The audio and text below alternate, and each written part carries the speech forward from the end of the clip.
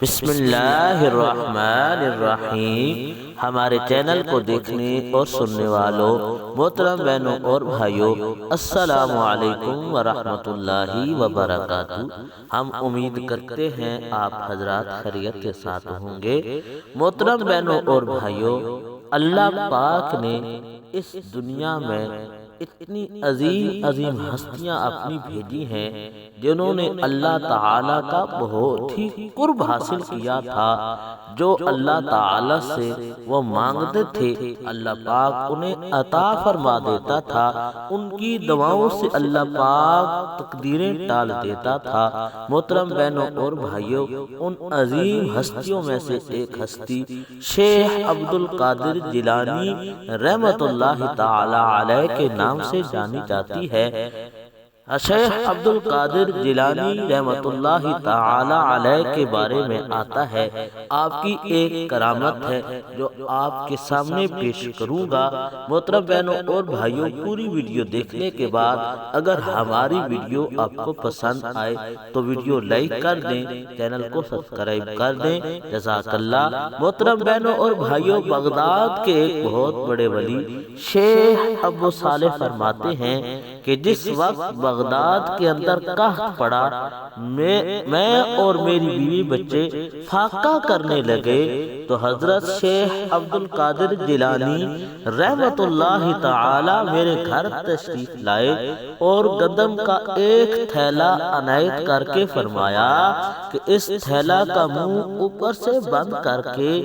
ایک کنارہ کھلا رہنے دو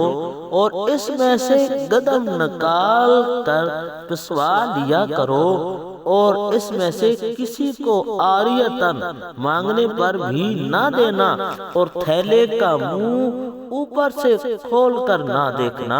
ابو صالح رحمت اللہ علیہ فرماتے ہیں کہ میں اس میں سے 5 سال تک گندم نکال کر کھاتا رہا، لیکن جب ایک مرتبہ میری بیوی نے تھیلے کو اوپر سے کھول کر دیکھا تو اس میں اس قدر گندم موجود تھی جتنی کہ شیخ عبد القادر جیلانی رحمت اللہ تعالی علیہ نے عطا فرمائی تھی، اور وہ پھر ایک ہی ہفتہ میں ختم ہو گئی۔ جب میں نے یہ واقعہ حضرت شیخ عبد القادر جیلانی رحمت اللہ تعالی علیہ کے سامنے پیش فرمایا کہ اے اللہ کے ولی، اے اللہ کے نیک بندے، اے میرے پیر مرشد، وہ جو گندم آپ نے عطا فرمائی تھی وہ اوپر سے کھول کر میری بیوی نے دیکھی اور اس کے ایک ہفتہ بعد وہ ختم ہو گئی۔ تو اس پر شیخ عبد القادر جیلانی رحمت اللہ تعالی علیہ نے فرمایا کہ اگر تم اس کو اپنے حال پر چھوڑ دیتے